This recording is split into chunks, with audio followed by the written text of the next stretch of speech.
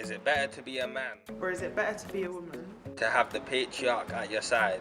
Or to be able to openly express your emotions? 40% of women and 20% of men consider plastic surgery due to their appearance.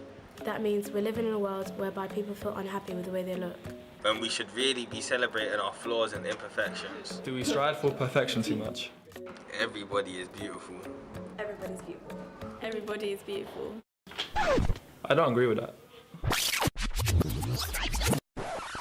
But what is body image? Why are people obsessed with the figure 8 and what got us here? Let's go all the way back to the 1890s. This time made way for the Gibson girls. They were seen as the epitome of beauty at the time. They were heavy-busted with a cinched waist and had a large bottom. The 1920s made way for the flappers, originating in America, and these women signified women's sexual liberation by presenting women as sexual beings, which influenced the way in which both the women and the men looked and dressed. Flappers were thinner women who were smaller chested, and being that a flapper's position challenged the stereotypical male of the time, men tended to have bigger muscles and have longer beards in order to solidate their masculinity. The 1950s, the time where curvaceous figures began to take over. While celebrities such as Marilyn Monroe began to take over, she paved the way for women to feel sexy while having larger built bodies. Twiggy. This was the year of the twig. People was obsessed with the twig look, being that the models of their time embodied these shapes. People began to use the media as their inspiration, and models became what people wanted to look like and aspire to be. The heroin chick. People became obsessed with the heroin look and began adapting it in the forms of a fashion. Advocates of this look were people such as Naomi Campbell, who modelled this style for Calvin Klein's products. 2000s. This brings us to the current day of the 2000s, a world where our perception of beauty is tainted by social standards and the common misconception that we have to meet these standards in order for us to be accepted. Shamed for being too big, slandered for being too thin, while celebrities are glorified by the media for having curvaceous figures. But before we get into the politics of the body image, I took to the streets in order to ask general questions about the pressure of the media and what the expectations of people are. Yeah, I think there's more pressure on females than males because, like, obviously, even though you see males in magazines and stuff, you see more females and how they should look. Females, because women have to more so comply with what men want of them than men have to comply with what women want of them. There's like loads of pressure, like in social media, like that they have to be this certain type of model or like to be this certain body, like, I don't know. Females, I think for boys it's not as intense, but I think it's more intense for females. I feel like girls are more pressured in terms of body image and stuff because it's incorporated into like mainstream media, so I feel like we're more inclined to see stuff that tell us how our bodies should be and stuff like that. I then visited Taylor in order to get a deeper understanding of the consequences that people experience for not living up to their expectations and demands, and also her opinion on the depiction of images that people expose them to on a daily basis and what these effects are. In your expert opinion, do you think that images from the media and TV shows have an impact on the way people see themselves? I think they certainly do, and I think the evidence points to that as well. If you look at what happens when Western TV goes to other countries such as China, we see that there is a rise in eating disorders such as anorexia, and this suggests to me that there must be a link between the two of them. We know that lots of girls, even younger girls like 8, 9, 10 years old, are already commenting on the fact that they feel uncomfortable in their own skin. And we've continually had a rise in eating disorders, diets, problems with girls finding fault in the way they look. And I think the media does have a definite part to play in that. Who do you think cares in terms of gender about their appearance, boys or girls, and why? I think actually things have changed quite a lot. It always was girls who had the most criticism placed on them about the way they looked. And I feel like things haven't got better for women, but they've also got worse for men. So instead of improving, things are now pressured for men in terms of how they look, how muscular they are, how chiselled they are, and these things are affecting them too. We've seen a rise in eating disorders in men, in the use of steroids, in the use of the gym, and overall I think it's quite a bleak picture in terms of what it's doing to our young men and women. With cases where people are actually self-conscious about their body and they develop eating disorders such as bulimia and anorexia, what treatments are available for those people? So what organisations? There are lots of places that people can go to for help. The first port of call would normally be your GP. People at school can do that via their teachers or a safeguarding officer. If people are worried about a friend, they should also report it. It can be very difficult to feel like you're telling on someone, but actually these disorders, and in particular anorexia, are really very dangerous. Anorexia actually has the highest fatality out of any mental health disorder, and it causes starvation.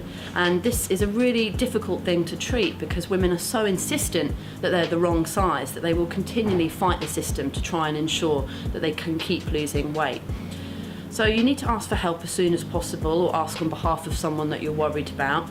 And then you may go to a clinic, you may be put on SSRIs, which are medication that will increase your serotonin level, and you may go through behavioural or cognitive treatment to try and find a solution for you. I then took a detour to hear the Sixth Form Society held within the school where they discussed body image. This helped me grasp an insight on what their perceptions are. So I may be missing out on a lot of stuff, but at the end of it, I'm not letting myself be brought into this sort of body image that everyone's talking about.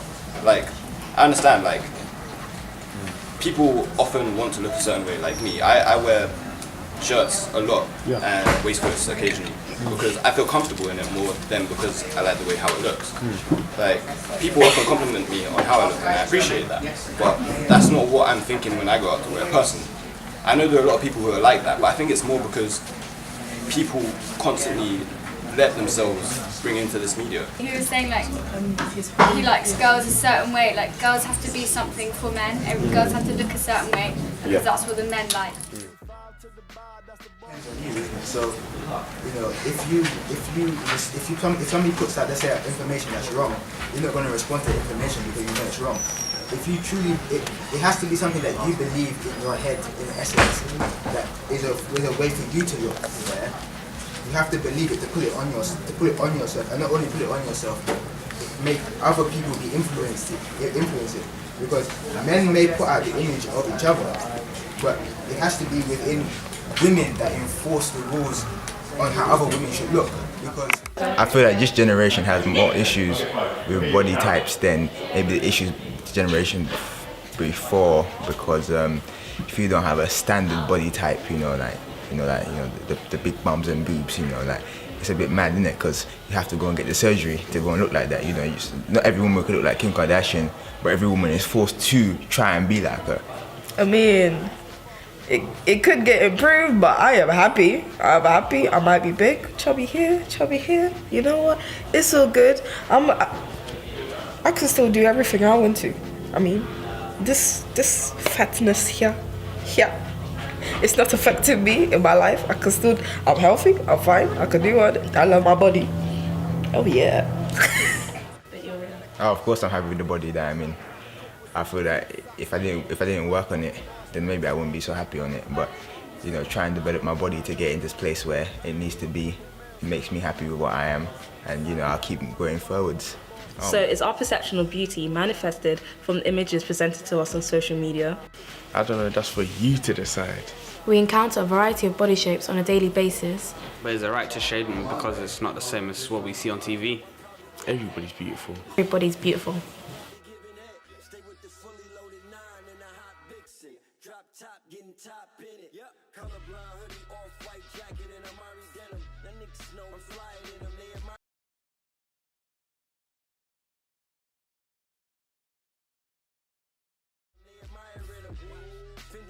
I think I'm frightening them. Fear God.